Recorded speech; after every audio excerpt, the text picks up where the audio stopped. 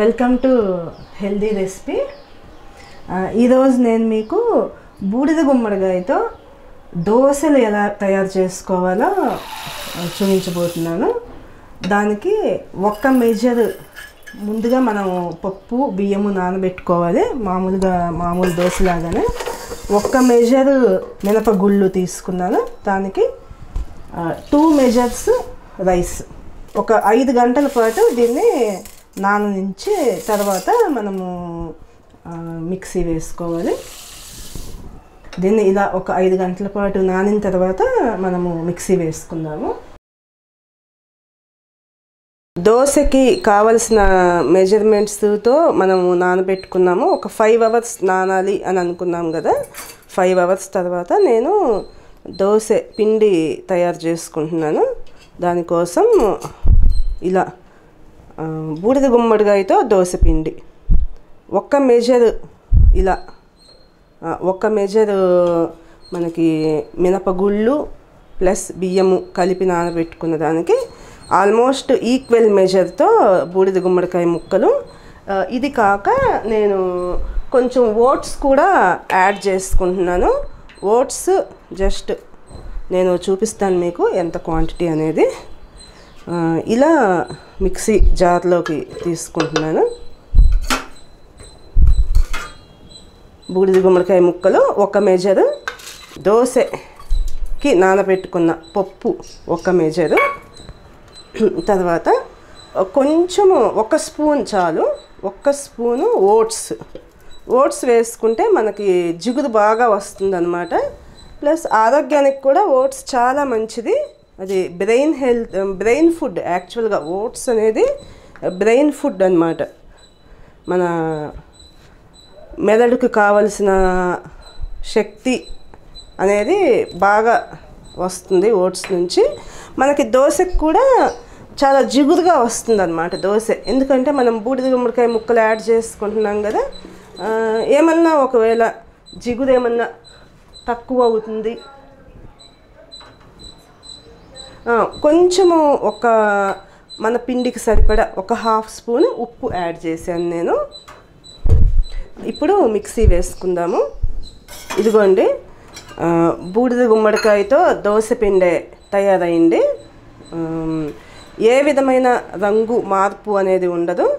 మనకి రుచిలో కూడా పెద్ద తేడా ఏమి కనిపించదు. మనకి అసలు తేడా ఏమి కనిపించదు. కాకపోతే మనకి బూడిద గుమ్మడికాయ ద్వారా వచ్చే లాభాలు ఏ ఉంటాయో అవన్నీ కూడా మన ఫుడ్లో మనం యాడ్ చేసుకున్న వాళ్ళం అవుతాము. పిల్లలకి కానీ ఎవరికి కూడా ఒక బూడిద గుమ్మడికాయ అనే ఐటము ఇష్టం లేని, ఆ పదార్థాన్ని తినడానికి ఇష్టం లేని వాళ్ళు కూడా ఖచ్చితంగా మనం పిల్లలకి చెప్పకుండా కూడా పెట్టవచ్చు వాళ్ళ ఫుడ్లో. పిల్లలకి ఏంటి, పెద్దవాళ్ళకైనా సరే బూడిద గుమ్మడికాయ తినడానికి ఇష్టపడరు చాలామంది. అలాంటి వాళ్ళకు కూడా మనము ఇలా ఒక పిండిని తయారు చేసి దోశ వేసుకుని కొబ్బరి చట్నీ కానీ అల్లం చట్నీతో ఎలా తిన్నా కూడా అందరూ ఇష్టంగా తింటారు. దోశ పిండి కానీ ఇడ్లీ పిండి కానీ కనీసం ఒక 8 గంటలు మనము పులియబెట్టుకుంటే మనకి దీని నుంచి కావలసిన, ఈ పిండి నుంచి మనకి రావాల్సిన అడ్వాంటేజెస్ అన్నీ కూడా మనము పొందగలుగుతాము. కాబట్టి ఒక 8 గంటల పాటు దీన్ని పక్కకు ఉంచుకుందాము. దోశ పిండి ఒక నైట్ మొత్తం నేను బయట ఉంచాను. బూడిద గుమ్మడికాయ దోశ పిండి చక్కగా పులిసింది. ఇప్పుడు మనము దోశ వేసుకుందాము. స్టవ్ ఆన్ చేస్తున్నాను.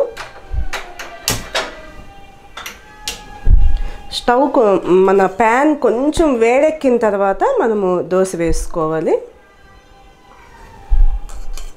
నేను ఈ బూడిద గుమ్మడికాయ దోశ పిండిలో 1 స్పూను ఓట్స్ వేసాను పిండి రుబ్బుకునేటప్పుడు. తర్వాత బూడిద గుమ్మడికాయ ముక్కలు, మినప్పప్పు, బియ్యము కలిపి నానబెట్టినవి ఈక్వల్ మెజర్స్తో నేను గ్రైండ్ చేసుకున్నాను. ఉప్పు కూడా గ్రైండ్ చేసేటప్పుడే యాడ్ చేసేసాను. ఇంతకుముందు చెప్పుకున్నట్లుగా బూడిద గుమ్మడికాయ అనేది చాలా ఆరోగ్యకరమైన ఒక ఆహారము. మనకి జీవశక్తిని ఇస్తుందన్నమాట.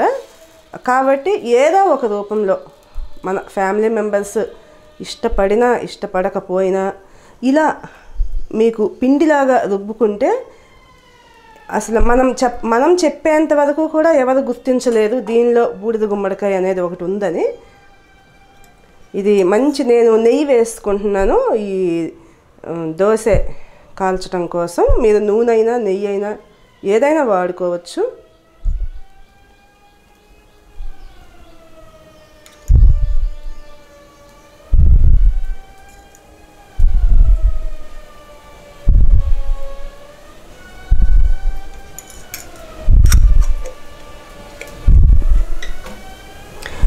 ఇంకొక ముఖ్య విషయం ఏంటంటే మనకి ఈ రోజుల్లో ఏ ఆహార పదార్థమైనా ఫర్టిలైజర్స్, పెస్టిసైడ్స్ లేకుండా ఏ విధమైన వెజిటబుల్స్ మనము పండించలేని పరిస్థితి ఉంది ప్రస్తుత కాలంలో.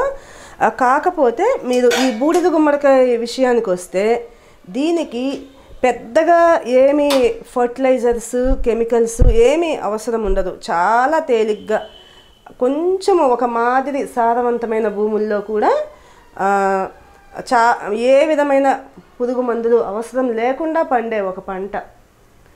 కాబట్టి ఒక మంచి దీని నుంచి వచ్చే ప్రయోజనాలతో పాటు మనకి ఏ విధమైన పెస్టిసైడ్స్ లేని ఆహారాన్ని మనం తీసుకున్న వాళ్ళం అవుతాము. కాబట్టి ప్రతి ఒక్కళ్ళు దీన్ని ప్రయత్నించండి.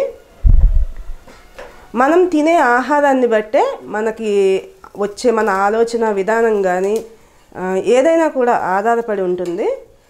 ఈ బూడిద గుమ్మడికాయ అనేది వాటర్ కంటెంట్ ఎక్కువగా ఉండి మన శరీరాన్ని చల్లబరుస్తుంది. విటమిన్ సి ఎక్కువగా ఉంటుంది. ఈ విటమిన్ సి అనేది మనకి రోగ నిరోధక శక్తికి బాగా ఉపయోగపడుతుంది. కాబట్టి ఏ రకంగా చూసుకున్నా కూడా ఈ బూడిద గుమ్మడికాయ అనేది చాలా మంచి ఆహార పదార్థం. చూశారు కదా ఎంత చక్కగా ఎర్రగా వచ్చిందో దోశ. కింద పక్క నేను ఇప్పుడు స్టవ్ ఆఫ్ చేసేసుకుంటున్నాను.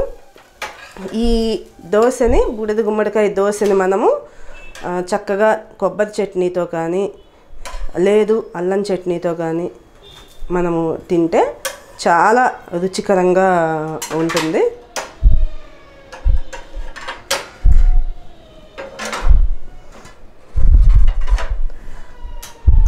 చూడండి ఎంత చక్కగా మనం తుంపితే కూడా ఎంత చక్కగా వస్తుందో. ఓట్స్ వేసుకున్నాను కాబట్టి నాకు ఇలా మంచి కలర్ వచ్చింది. తర్వాత దీనిలో ఉన్న ప్రయోజనాలు బూడిద గుమ్మడికాయ గురించి ఆల్రెడీ మనం చెప్పుకున్నాము. అందరూ కూడా ఈ రెసిపీని ప్రయత్నిస్తారని ఆశిస్తున్నాను. ఆ విధంగా మీ కుటుంబం యొక్క ఆరోగ్యానికి మీ వంతు ప్రయత్నం మీరు చేసిన వాళ్ళు అవుతారు. Thank you.